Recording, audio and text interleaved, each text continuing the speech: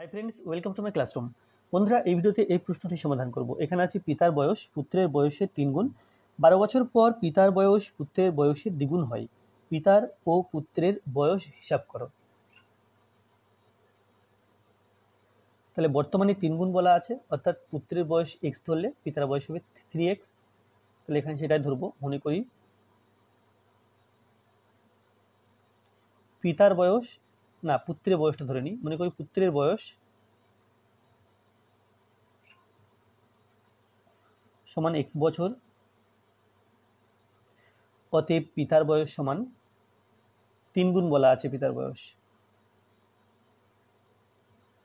সমান 3x বছর।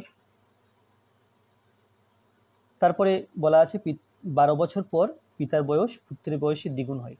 তাহলে 12 বছর পর পিতার বয়স কত আর পুত্রের বয়স কত সেটা লিখব। 12 বছর পর পিতার বয়স সমান 3x বর্তমান বয়স, তার সাথে 12 যোগ হবে, কারণ 12 বছর পরে বয়সটা বাড়বে। আর 12 বছর পর পুত্রের বয়স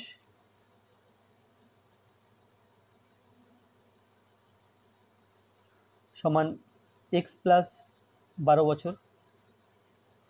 তাহলে এই পিতার বয়স পুত্রের বয়সের ডাবল, অর্থাৎ এটা কম এটা বেশি। এর সাথে 2 গুণ করলে এই পিতার বয়সের সমান হবে। তাহলে লিখব কি, প্রশ্নানুসারে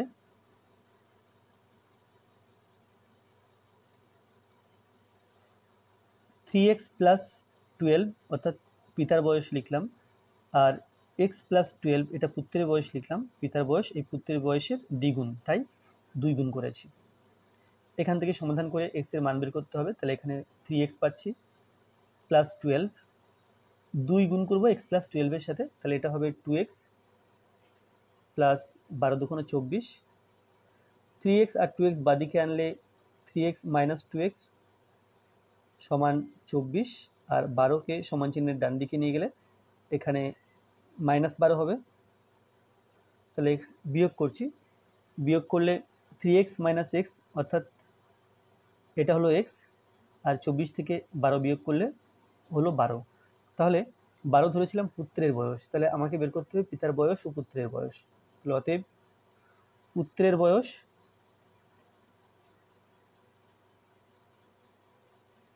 সমান 12 বছর,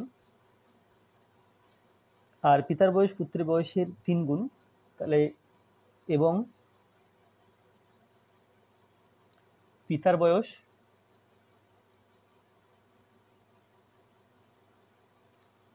বারো আছে, তার সাথে 3 গুণ সমান 3 বারং 36 বছর।